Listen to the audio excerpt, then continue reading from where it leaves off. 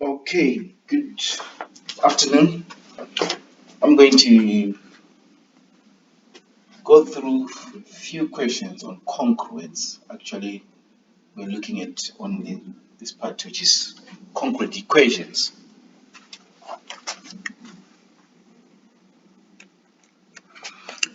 So, concrete equations, they basically behave partially in the same way that the normal equations do behave. However, they have certain conditions that we need to adhere to. So, one of the requirements is to understand notation. So you can find solutions to equations written using modular equations. And these equations involving modular congruence are called congruence equations, and their solutions are usually given in terms of what we call the least residue. And the set 0 up to n minus 1 is called the set of least residue modulo n. I think we basically understand what this means because if you remember very well, if I have 8, say for example, I have 8 divided by 3. What I understand is I'll get the answer as 2 remainder 2. Yeah. So what we know according to divisibility, the remainder will never be more than the divisor all the time. So we are saying if we divide in simple notation, we are saying if you divide a number, let's say A, if I divide it with B, I am going to get a certain integer because there are n b's in A, then with a remainder r, which simply means, according to the algorithm, A can be written as bn plus r. However, however, we know that r is going to be an element of 0, 1, 2, 3, but can never be more than b, so it will be b minus 1 here. So the remainder can never go above the divisor. So our set of solutions when we are solving, because we know if we are saying A is congruent to B under mod M, we're basically saying the remainder when you divide A with M is B. They're congruent to each other. So the definition of congruence here needs to be understood in that concept. So that's basically what all this is all about. We're saying the set that is from 0 up to n minus 1 is called the set of least residue modulo n. It can also sometimes be written like this. So this is all an issue of notation. That's basically now needs to be understood in this concept. All right, let us look at what is going to, how do we solve this equation? So basically, if you have an equation x is congruent to 86, the simplest it can go. So this is already looks like it's our answer in this case because x is just x. So we are saying x is congruent to 86 in mod 7. If you divide x with 7, you are going to get a remainder of 86. But that is true figuratively because you are comparing numbers. But in the actual sense, it cannot be true as well. Why am I saying so? Because we've just defined the definition that says the remainder itself must always be less than, can take any value, but must always be 1 less than the divisor. So what we are looking at here, the divisor, which is 7, the remainder should not be more than that. So what we're going to do is to remove all the 7s that are in, it's also, remember, in this case I can say x is also congruent to, say, I believe 79, all these numbers. I'm just adding. I can add 5, 7 here. I'm going to get 93. All these numbers are congruent to x under this mode. How am I getting them? I can just subtract all the 7s, decreasing them, or I can just increase them. They are all congruent to this. But what we want is to meet the definition of modular. So we are saying in 86, in simple terms, we have to take away all the 7s that are in 86. So we're saying we can write 86 as how many 7s are in 86? Well, I believe there could be quite a number of them there. Probably, if I say 86 divided by 7, might get 11 or might get 12. So let me see. 12 times 7 is 84. Yeah. So I'm going to say 7 times 84. You can see that. So there are, oh, hold on, that's a mistake here. There are 12 7s in 86, and 7 times 12 is 84. So we actually have a remainder of 2 as well. So because of that, according to the divisive algorithm, we can say now 86 is also congruent to what? To 2. Under what? 7. Now, that's the beauty of it. So once we've figured it out, by now you can see this is as in simple. You don't really need to rewrite or redo the algorithm itself. You just need to look for the number that meets this criteria. So we want the answer to be 1 less than 7. But it can be, if it's not 6, it can be anything. It can, our answer should be in this 0, 1, 2, 3, 4, 5, 6, just like this, inclusive. It can be any of those. So that is why we are going to remove all the 7s in 86 and get the answer is congruent to 2 under mod 7. So it must always meet this criteria of modular, of modular residues when you're solving these equations. All right, so that's our answer. Next example. So for such type of questions, you can use the inverse operations of solving congruence equations. In this case, x plus 15 is congruent to 3 when you are using the divisor is 10. So you can say minus 15 both sides, minus 15 both sides in mod what? 10. So x will be congruent to 3 minus 15, which I believe is minus 12. Need to put a minus congruence here. Mod 10. And for the same reason, I don't need to write the division algorithm because we can see this is 10. And the rule says whatever we are supposed to get is supposed to be picked from 0 up to 9. So this is not one of them, even though equivalent it is, but we need to give the correct. So we're going to take a lot of 10 into, so if we say minus 2 minus 12 plus 10, we get minus 2. Minus 2 plus 10, the answer is 8. So the answer is actually 8 mod 10. Yep. That will be the answer, the correct answer to define this. All right. So that's basically the linear congruent equations. Then to solve this type of equations, which are the AX congruent to B under mod M, you need to understand a little bit of more context here. There should be more context to understand. Because obviously you can't divide 14 because it's going to be 7 over 14 there, then it doesn't really come up as much as we want. But so this is what we need to understand before we do the division algorithms.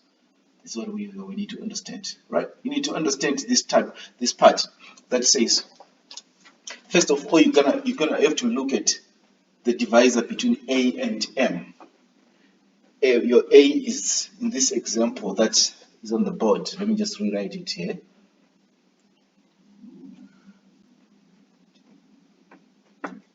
So your A in this case is 40. And then your M is 22. So you look for the GCD between these two numbers. Sorry. So the GCD between these two numbers, if I just clearly look, is 2. All right. And then you go on to check if D does not divide B. Because remember, I said notation is everything here. This is your A, and this is your M. If D does not divide B, then there is no solutions to these equations. It makes sense, because otherwise there must be a common factor for all the values. So if that doesn't happen, then there are no solutions to that. However, if D does divide B, then the equation has D solutions in the set of the list of residues of modulo M. That's basically the idea of understanding that. So let us quickly look at it here. A simple way of looking at it, can I divide a number that is common here? It's not there. The number is not there, simply because they should be first. If the GCD, one thing that's clear is 14 and 22 are not co-prime. So there is a common factor between 14 and 22, but that common factor does not divide 7. So we can see that 14 and 22 gives us 2. And it's because 2 does not divide 7. It implies that there are no solutions to the congruence equation above. To the congruence equation above. Otherwise, it would have been possible to work it out if these two numbers are co-prime. Hence, we can find the multiplicative inverse of 14 under this given scenario. So that's basically a way of looking at it in that fashion. We're going to say copy a bit of it now. That complements everything. If Ka is congruent to Kb, suggesting that there is a K in A and there's a K in B. And again, if K and M are co-prime, then that's fine because they are co-prime to each other. So we can just divide the K, we can divide out the K and solve the equation as it comes. If Ka and Kb are again the same equation and the GCD is D, if the GCD is D, it also tells us that K divides B in that case. Is different from the previous example because K divides B in this case. So as a result, that means there is a common factor of Ka, Kb, and there is a K in M. So we can reduce this to that part and hence we can solve it in that manner as well. Perhaps a quick example to justify that would also work properly. Let us look at this example. Those that are quite curious would have seen already with numbers that, oh yeah, we have 2, 26, and 14, so we can actually divide 2 in all the numbers there. Then we just everything else. But however, we can say, let's stick to notation because notation is everything here. So we are saying, what is the GCD between 2 and 14? And we know that the answer is 2. And is this 2 dividing everything that's here? Otherwise, if it fails to divide this guy here, which is 26, then we know there are no solutions to this, if it fails to do that, if they are not co-prime here. So yes, this 2 divides everything. So we are going to have, if we divide 2, we are going to have n is congruent to 13 in mod 14 over 2. So it's best to just write it 7 here. Okay, I'll write it next. So n is congruent to 13 mod 7. But that can be our answer, even though equivalent-wise it is working. Our answer has to meet the criteria of residue module of the remainders that are expected here, because the remainders are supposed to be a set of 0 up to 6, or yeah. So what we're doing is we take away all the 7s in 13. So 13 minus 7 gives us what? 5. That's our answer. That's our answer. So 13 minus 7 can be 5, but actually 6. So n is congruent to 6, not 7. Next, let us look at this equation, which is a bit more complicated because it leaves us as well with 42, 60, 168, and 35. I'm pretty sure there is common factors to these numbers, but we can quickly scan what is the GCD of 42 and 35. Well, say your times table tells you that that is a 7. Otherwise, you've got to do the algorithm itself. If you can't figure it out straight away, the answer is 7 here. So that means there is 7 common between 13, 42, and 35. Is the 7 common also in 168? Let us check it out. 168 divided by 7. There is 2 of them in here. And then there is 4 of them in here. So that's perfect. So we are going to say 42y congruent to 168 in mod 35. We are going to divide 7, 7, 7. Then we get 42 divided by 7. That's 6.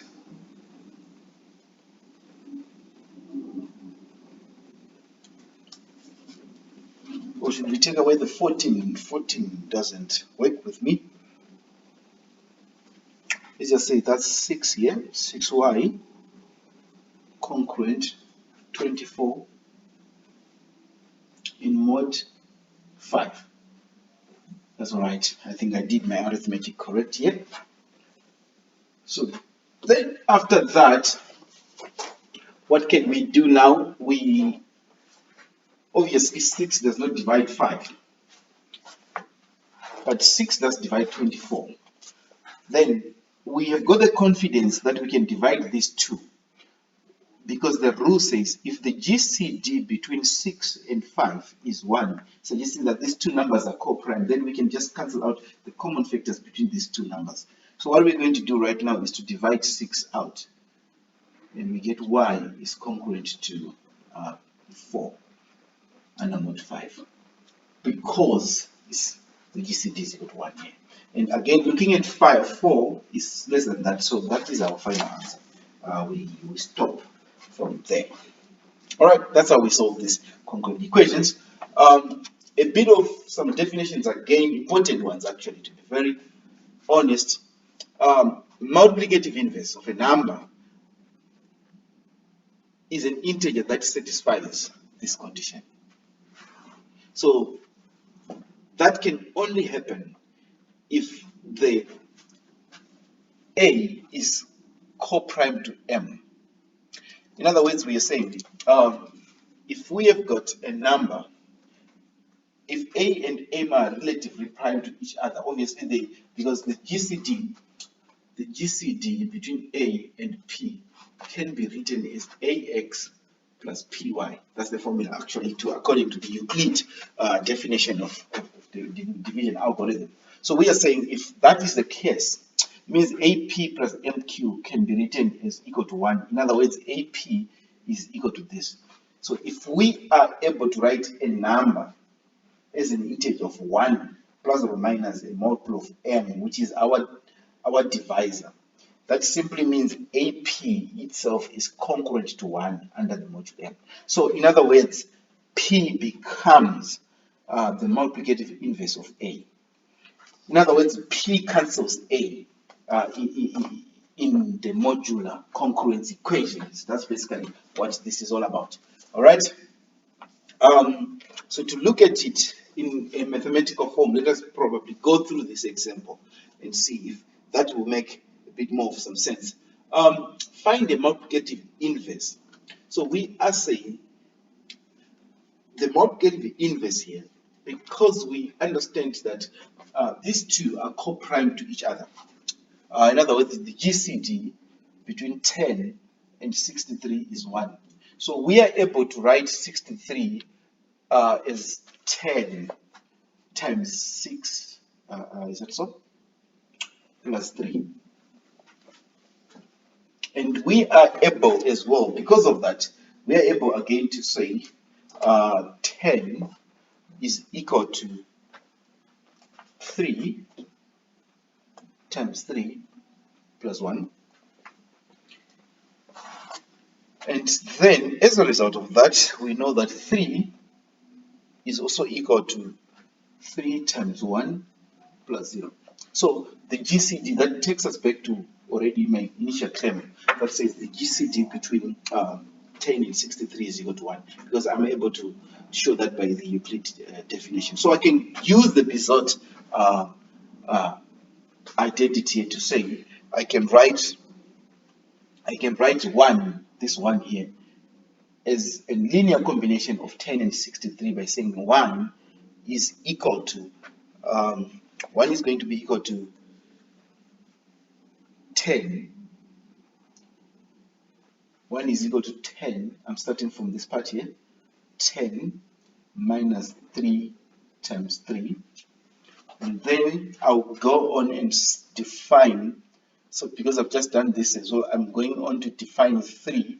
So I'm going to have 1 is equal to 10 minus 3. But what is my 3? My 3 here can be defined at 63 minus 10 times 6. Then if I expand these brackets, I'm going to have 10 minus 3 times 63. This minus goes and affect the 6 here and the negative. I actually want it to be 18 plus 10. Why? Because I've got a 10 here. Yeah. So notation is everything. I should have actually written it as 610 here. I should have written it as 610 here. Otherwise, because we are expressing this in terms of 10 and 63. So this takes us to 1 is congruent is equal to 10. There is a 1 here, so that's just 19 and 10 minus 3 times 63. So the numbers that we have, 1 can be expressed as 10 and 63. So what is this? This is the multiplicative inverse. Because if we are able to write this is congruent to 1, like that, so that means 19 is the multiplicative inverse of 10. And as well as minus 3 is the multiplicative inverse of 63 in this equation, only in this equation. That's what this means. All right, so those definitions are key. So you can see from here, this was done already. You can see from here, but let me just remove it and redo it again. You can see already that as a result, I'm able to solve this equation now. I'm able to solve this equation because this equation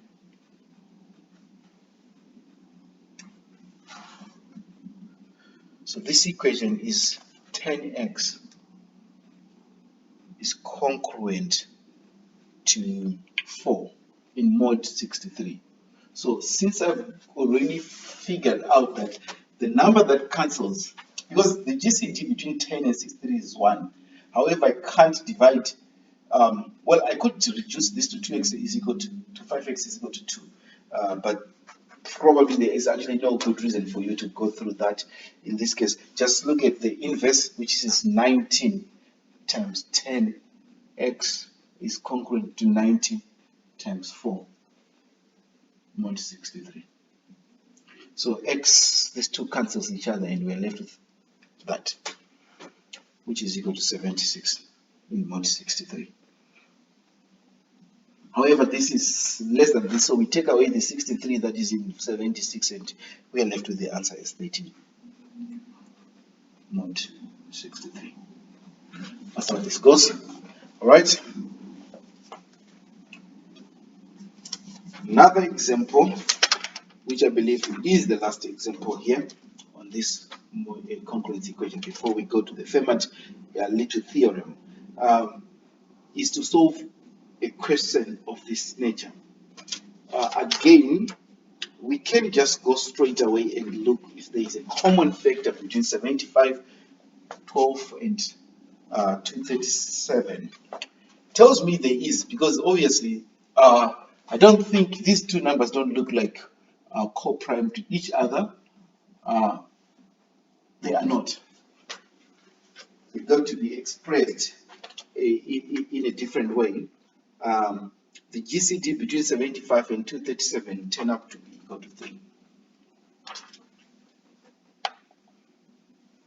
So in other words, this equation has got 3 solutions in mod 237. So what we can do is to divide 3.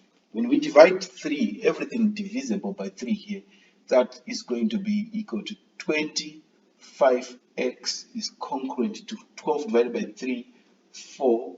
And then what do we get here when we divide by 3? We get 79. Yeah. Because of that,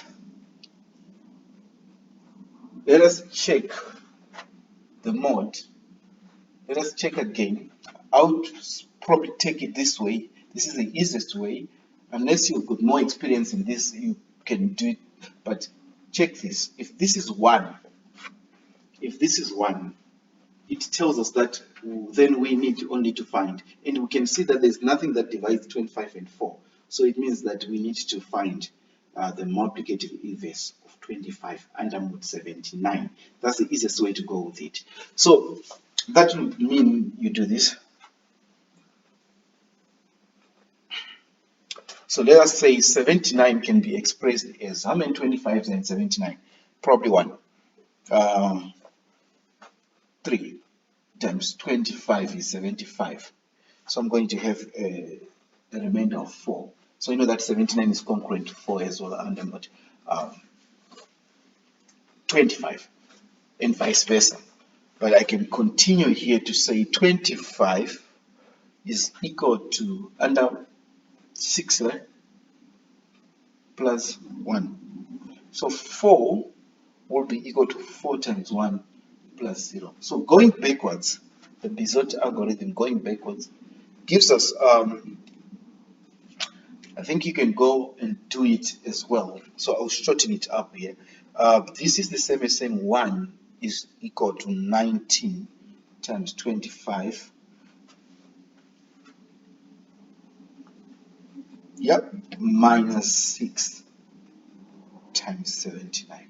Suggesting that this is the multiplicative inverse of 25 mod 79. So I'm going to multiply both sides by 19 times 25 x congruent to 4 times 19 in mod 79.